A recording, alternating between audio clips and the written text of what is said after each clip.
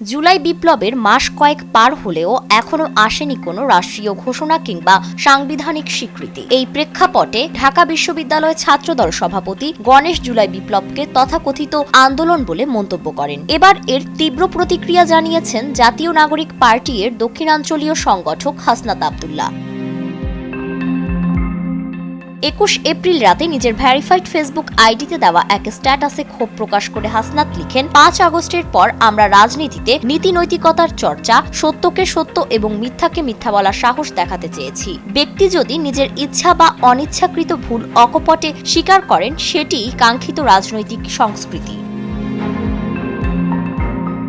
ঢাবি ছাত্রদল সভাপতির প্রসঙ্গ টেনে তিনি লিখেন, ছাত্রদল সভাপতির এই মন মানসিকতাকে আমরা শ্রদ্ধা করি এবং স্বাগত জানাই। আমরা আশা করি সাধারণ ফ্যানের দিন শেষ, আকিস ফ্যানে বাংলাদেশ। আগামীতেও বাংলাদেশের রাজনীতিতে এমন সততা ও স্বচ্ছতার চর্চা বজায় থাকবে।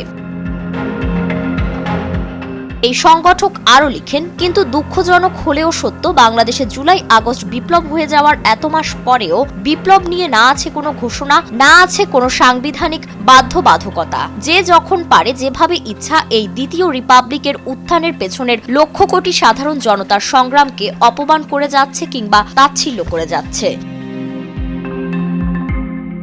আন্তর্জাতিক প্রেক্ষাপট তুলে ধরে তিনি লিখেন, তিউনিসিয়ার জেসমিন বিপ্লব, বলিভিয়ার ডেমোক্রেটিক ও কালচারাল রেভলিউশন কিংবা নেপালের গণ আন্দোলনের পর সংশ্লিষ্ট দেশের সংবিধানে ঐতিহাসিক আন্দোলনের স্বীকৃতি স্পষ্টভাবে লিপিবদ্ধ করা হয়েছে। এমন সহস্র উদাহরণ এই পৃথিবীতে রয়েছে যেখানে একটি বিপ্লবকে সংবিধানের মাধ্যমে জাস্টিফাই এবং রেটিফাই করা হয়েছে, যাতে কেউ কোনোদিন জনতার বিপ্লবকে অপমান, তাচ্ছিল্য কিংবা ছোট করার সাহস না পায়। এটাই নিয়ম, এটাই স্বাভাবিকতা।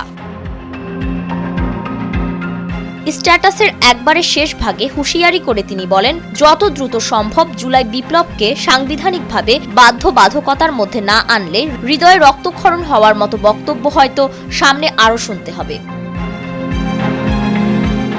ফারিন রহমান প্রীতি, নয়া দিগন্ত।